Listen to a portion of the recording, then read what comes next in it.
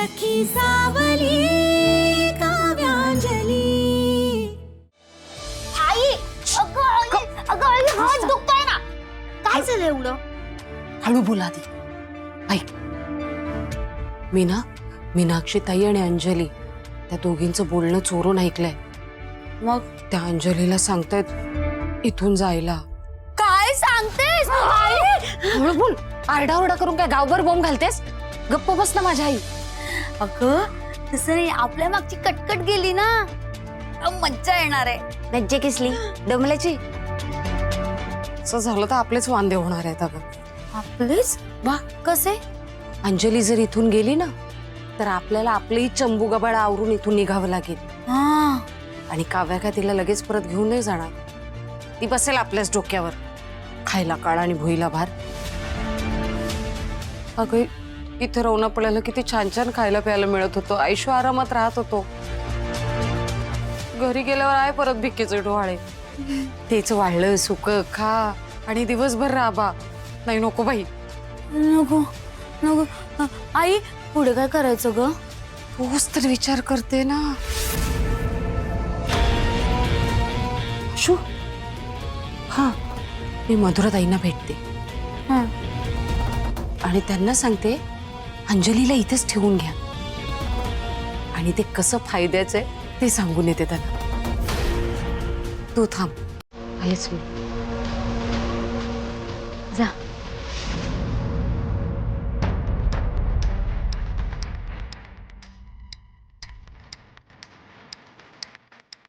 मधुराताई आत येऊ का?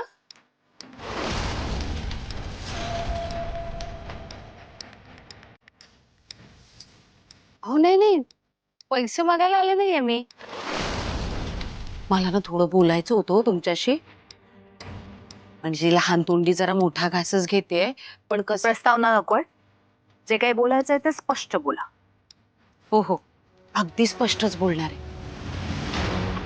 मला माहितीये प्रीतम रावांमुळे तुमचा नाईलाज होतोय की नाही, अंजलीला घरात ठेवून घ्यावं लागतंय। हो पण ती आता आलीये ना घरात, तर तिला घरातच ठेवून घ्या। नाही म्हणजे तुम्हाला तिला शिक्षा करता येईल। म्हणजे बघा तिला हवं तसं राबवून घ्या। घरातला केर वारा फरशी स्वयंपाक पाणी सगळं तिच्याकडून करून घ्या। अंजलीला मी काय शिक्षा द्यायची याचा सल्ला तुम्ही मला द्यायची गरज नाही। हो छे सल्ला देत नाहीये मी। मधुराताई अहो मी तुम्हाला एवढंच सांगण्याचा प्रयत्न करते की अंजली जर घरातून बाहेर गेली ना तर तिची मज्जाच आहे, पण ती जर घरात राहिली तर तुम्हाला तिच्यावर वचक ठेवता येईल हो। बरं आणि आपल्याला करायचंय काय? प्रीतम रावांपासून तिला दूर ठेवायचं एवढंच। आणि हे बघा मी ना खाल्ल्या मिठाला जागणारी बाई आहे आणि हो तुमच्या घरचं मीठ खाल्लंय मी हो, तेव्हा अंजलीवर लक्ष ठेवायची जबाबदारी माझी। आणि हे सगळं मी तुमच्या भल्यासाठी सांगते बरं, नाहीतर माझ्या भल्याचा विचार तुम्ही करायची गरज नाही। आणि राहता राहिला प्रश्न अंजलीचा, तिचं काय करायचं ते माझं मी बघून घे। तशीच वेळ आली तर तिच्या सकट तुम्हालाही घराबाहेर काढायला कमी करणार नाही मी। हो मधुराताई अहो तुम्ही मला निघा।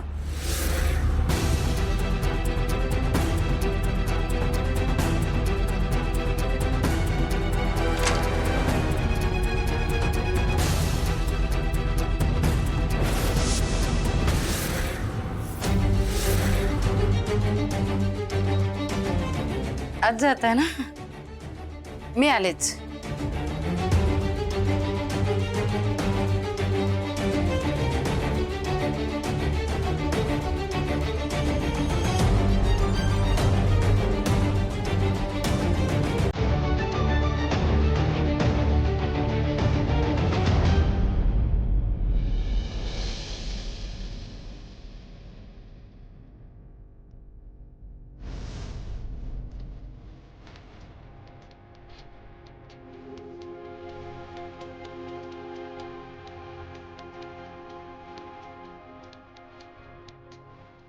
मी तुझ्यासाठी जेवण तयार करून ठेवलंय.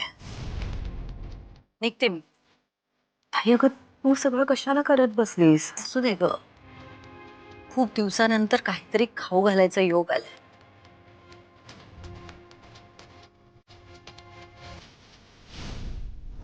तुझं आवडतं पिठलं केलंय, खाऊन घे. आई किती करतेस ग तू माझ्यासाठी. अगं बहिणीसाठी एवढं तरी करायलाच हवं ना. मी एखादी तुला गोष्ट सांगितली तर ती तू करशीलच ना.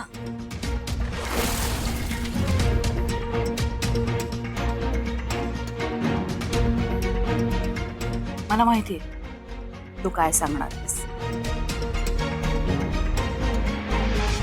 मग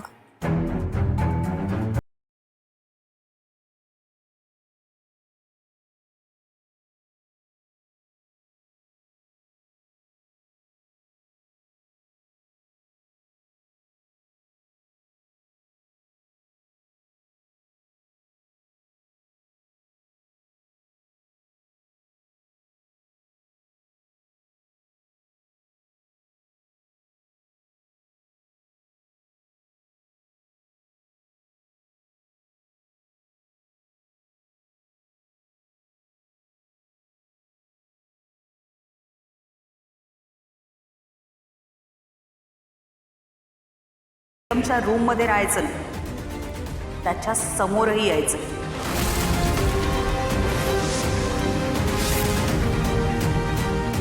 एक आश्रित म्हणून घरी राहील आणि सगळी कामं करेल घरातली. हे सगळं मान्य असेल तर राहू दे तिला या घरात. मला मान्य आहे.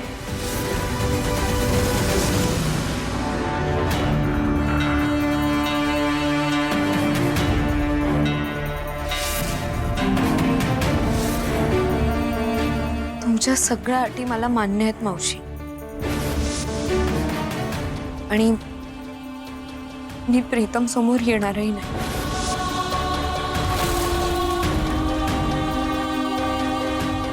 अंजली,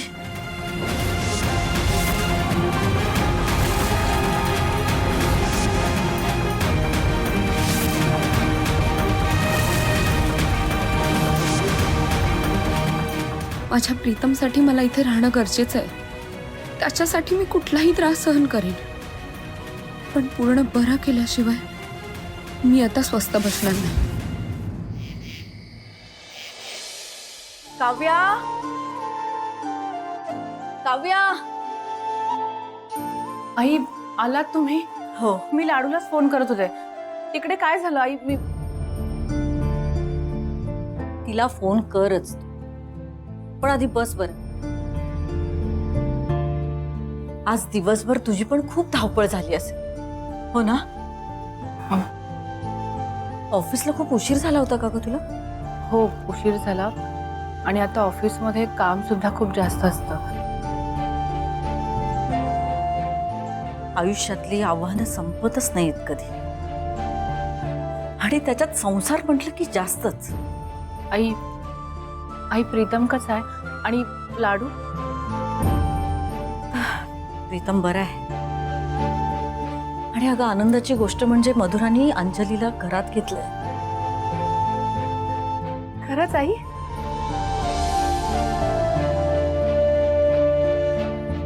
देवच पावला. मी सुद्धा मधुराला खूप समजावलं. ती या घरात राहील, पण प्रीतमची बायको म्हणून नाही, एक आश्रित म्हणून.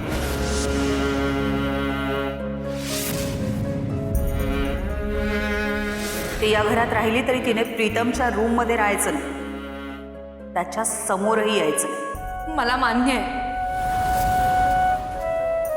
म्हणजे घरात घेऊन सुद्धा लाडूला पाहुण्यासारखं राहावं लागणार? नाही आई, आई अहो, लाडूला त्रास होत असेल याचा. असंच म्हणावं लागेल. तिच्या संसारातली ही परीक्षाच आहे. पण होईल का सगळं ठीक? आणि मी पुन्हा बोलेन मधुराशी. आपण बोलत काय बसलो? खूप उशीर झालाय. स्वयंपाकाचं बघूया. आई मी आली आहे ना, मी करते स्वयंपाक, तुम्ही बसा. अगं तूही दमूनच आली आहेस ना, दोघी मिळून करूया. चल.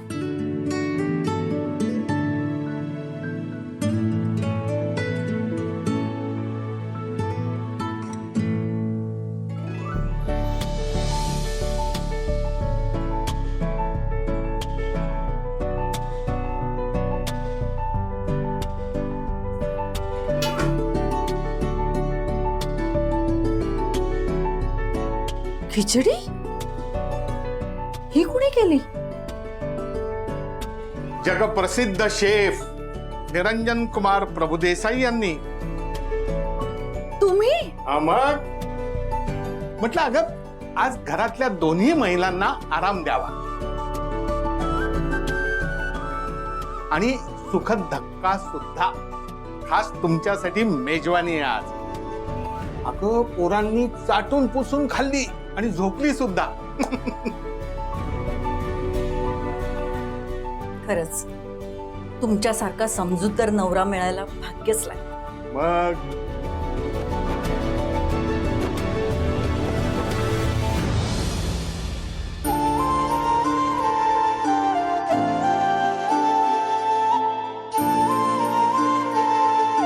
काव्या, हा बाबा. काव्या तुला माहितीये तुझ्या सासूलाही खिचडी बनवायला मीच शिकवलंय. हो बाबा. हो हो, मग तुम्ही शिकवलंय? काय ऐकतेस तू त्यांचं? चला चला जेवून घेऊ.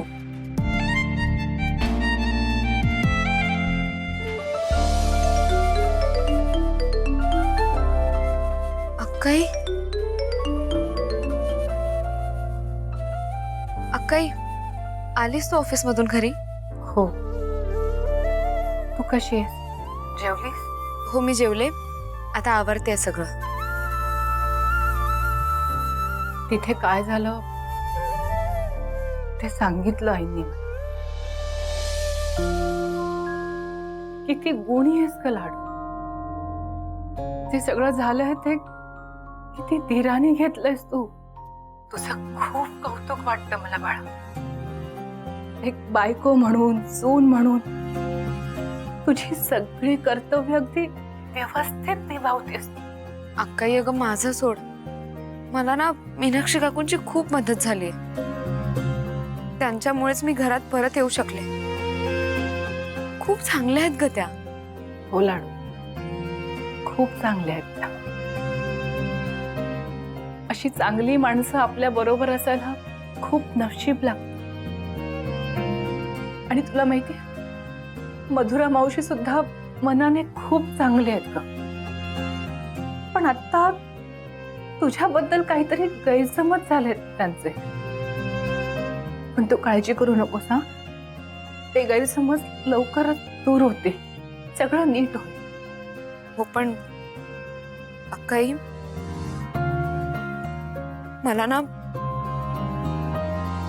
प्रीतमची खूप काळजी वाटते.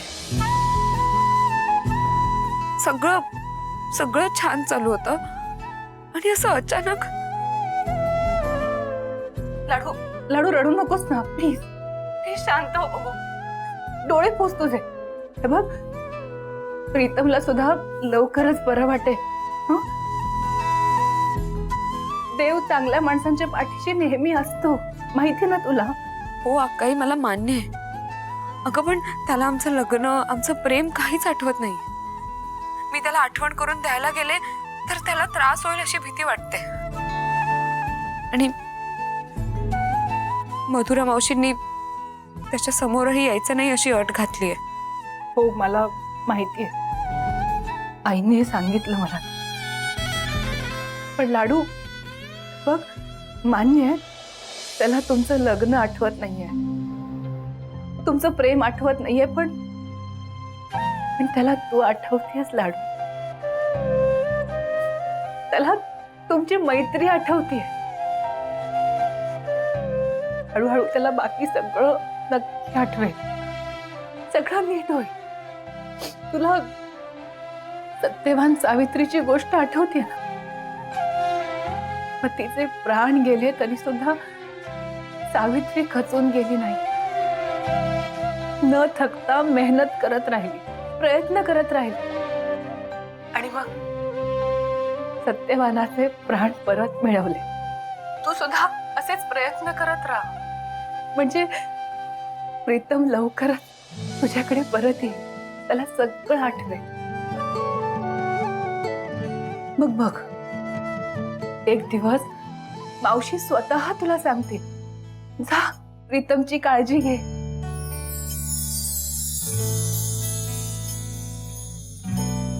अक्काई, तुझ्याशी बोलल्यावर ना खूप छान वाटतं. खरंच तू माझ्यासोबत नसतीस ना तर माझं काय झालं असतं कुणास ठाऊक. वेडी आहेस का?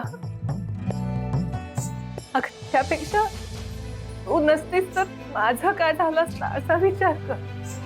आपण दोघे एकमेकींसाठीच आहोत ना. मग आता अजिबात रडायचं नाही. जी पण परिस्थिती येईल ना त्याला अगदी धीराने सामोरं जायचं. मला खात्री आहे माझी लाडू या परिस्थितीतून अगदी योग्य मार्ग शोधून काढेल. हो अक्काई. चल मी ठेवते आता. वेळ मिळेल तसं भेटायला येईल. तू काळजी घे तुझी. बाय.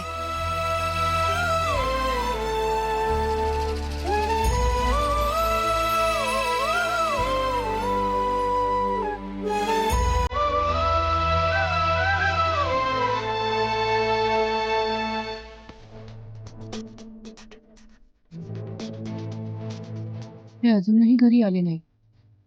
कुठे गेले असतील?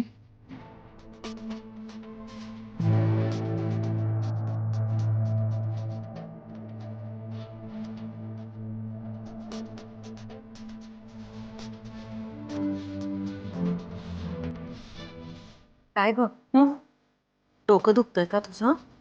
नाही आई,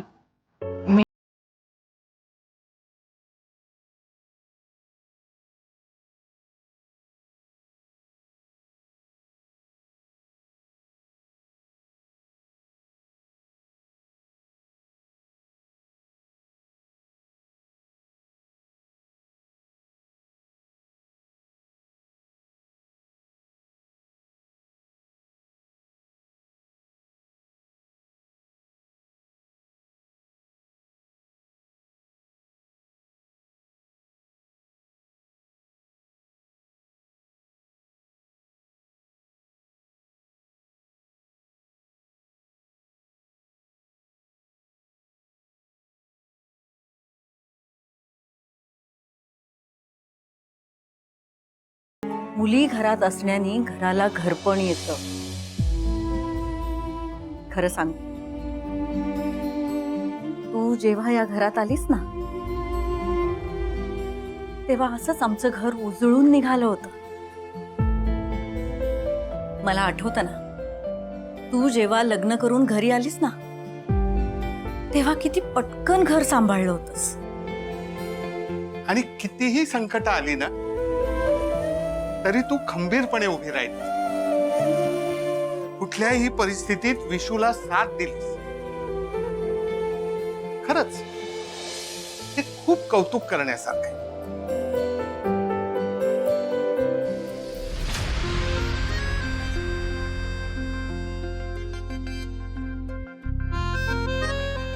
काव्या, अजूनही लाडूचाच विचार करतेस ना? आई, लाडू सुद्धा तिची सगळी कर्तव्य व्यवस्थित निभावते. तरी सुद्धा मधुरा मावशीन तिच्यावर इतका राग धरून काय? मला सुद्धा काही कळलं नाही ग. पण कोणीतरी गुरुजी आले होते म्हणे. प्रीतम आणि अंजलीला एकमेकांपासून लांब ठेवण्याचा उपाय सांगितलाय त्यांनी. असंच काहीतरी म्हणत होते. गुरुजी? कोण गुरुजी असतील हे? ते काही कळलं नाही. पण नेमकं काय आहे की मधुराकडून समजून घ्यायला. आणि हो, अंजलीच्या बाबतीत सुद्धा आपल्यालाच पुढाकार घेऊन सगळं ठीक करावं लागेल.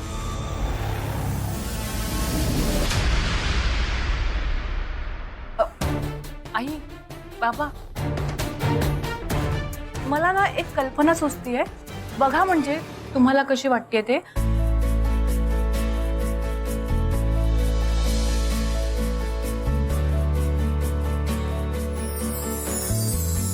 मार्ग काढता येईल आपल्याला. काय वाटतंय तुम्हाला? खूप छान आहे. आपण हेच फायनल करूया.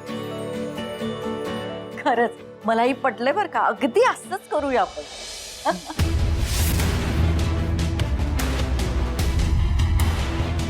माझ्या आयुष्याची अशी वाट लागली आहे आणि माझ्याच घरात माझी माणसं एवढी आनंदात आहेत. टाळ्या देऊन हसतायत. छान चाललंय.